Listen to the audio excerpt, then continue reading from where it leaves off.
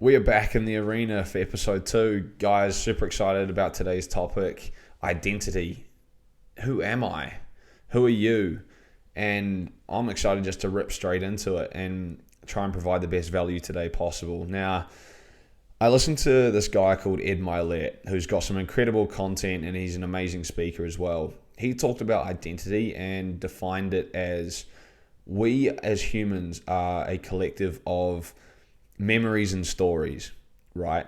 And I found that incredibly relatable because I wanted to create this platform where it shares people's stories, it shares people's lives and their experiences and try to make that as relatable as possible. Now,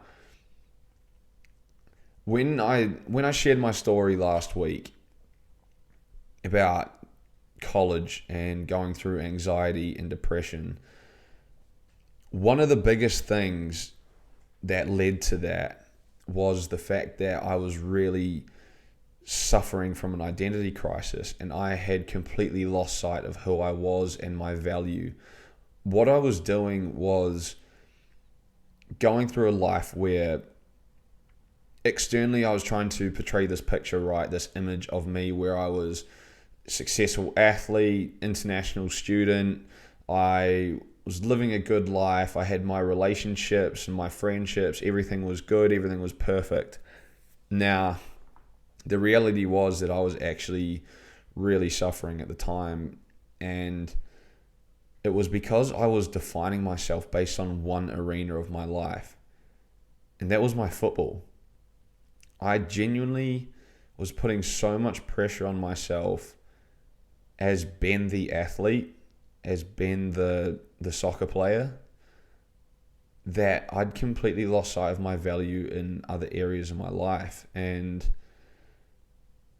I find this quite common in sport because I think that we dedicate so much time, hard work, passion into this one arena, and we are judged based off of results and performances that when those don't go our way, we put more pressure on ourselves to become successful again, to get the next result. But the reality was that I was legitimately defining myself based on my training and based on my games, where pressure led to mistakes. Mistakes defined me as a failure. And I was going around in this cycle where it was just producing more and more anxiety. And it's tough because I think in sport we have this mindset of, in this arena we have no choice but to succeed. We have to work so hard that the only option is success. And I think that social media portrays this image of athletes as well, where it's like no distractions, it's all in or nothing, right? And that's where I was really suffering because I got so consumed by defining myself based on results and performances that I lost value of me and who else I was. And it was only until I was going through therapy and talking to someone that I realized how much more value I have. And now this is going to sound so simple, but I think because I was so far away from home and I was so caught up in the negative emotions of what was going on at the time that I completely lost sight that I was still an older brother, that I've got 2 younger sisters back home in New Zealand that look up to me for support and love and care. And when I realized that, it was almost like freeing in a way. It hit me so emotionally because of the fact I was missing them a lot and I was missing home, but also because it reestablished this idea that I had this responsibility, and to have that connection of belonging now that I was defining myself based on these results, but these results have no impact in the fact that I'm still an older brother and I can still take care and inspire my sisters. And that's all I really want to do, is to inspire them to believe in themselves, to chase their own dreams and chase their own goals, because they can look up to me and see that I'm trying things and doing things as well. And to this day, it still does. They're a massive motivating factor in my life and what I do. So I'm so grateful. And that was such a massive impact, impact and breakthrough during that tough time for me. Now, this year, I was going through something really, really similar. I was at a point where at the beginning of the year, I was injured for about 4 or 5 months, and I came back to Finland to the same football club as last year, and luckily enough to work with the physio to try and get fit and healthy. Now, that took a bit of time and patience and process, but when I was able to finally get back to a place where I could play again, it was free, it was liberating, where I felt like a kid, and it was really special, to be fair. There was a time where it was just fun, it was pure joy, really enjoyable, but that really quickly wore off because I was in a country where I started living on my own for the first time. I felt extremely isolated. It was, don't know if you've been to Finland in the winter, but very cold. Minus 12 degrees when you're training. In the snow, it's dark most of the day. It was tough at the time, and I started to really question my path, my ability. There was a lot of self-doubt that started to creep in about my career, what I can achieve, where can I actually go. It was the question of, is this worth it? Because back home I have my parents, my sisters, dogs, family, friends.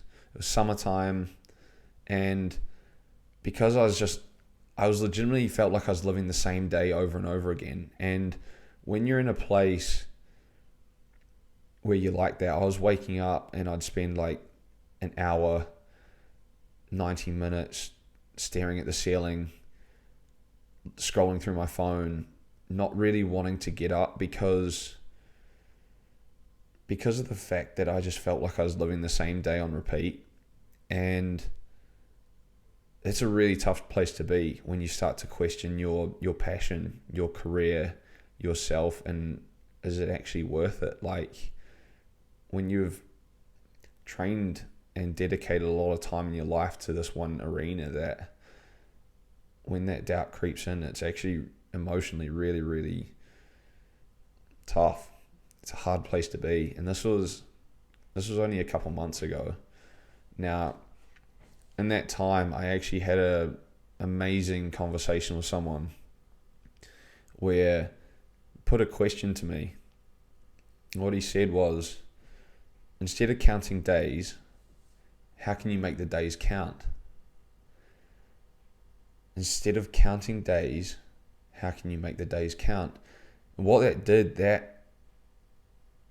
looking at that first sentence, instead of counting days, I'm counting days. I understood that I was living such a passive life at that time, where all my eggs were in this one basket, which was football, and I was allowing that to dictate how I felt on a daily basis, and I wasn't taking control of my life. Now, I was struggling with that, and the fact that I understood that I was living passively and just letting these days go by pretty much without doing anything about it made me question, what else can I bring value to? I felt like I'm worth so much more than this right now. How can I use that? And that question of how can I make the days count really sparked something in me, because then I was like, okay, where can I put my value? Where can I add more value? And then I actively looked for a job, and I got a job in an area that I'm passionate about. I had this idea for this platform, this podcast for a long time, but I hadn't taken action on it, and that sparked me to take action.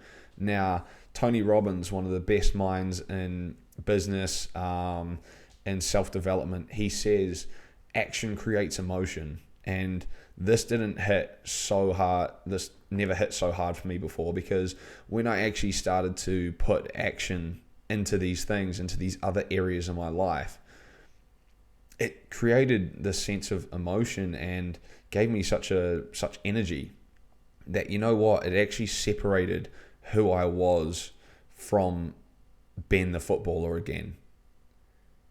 And instead of waking up knowing that I just had to go through the same processes of training and things in the day, that I actually had so much more value to offer. And you know what it did? Having these different arenas and these new interests, it generated more capacity for me expanding my potential.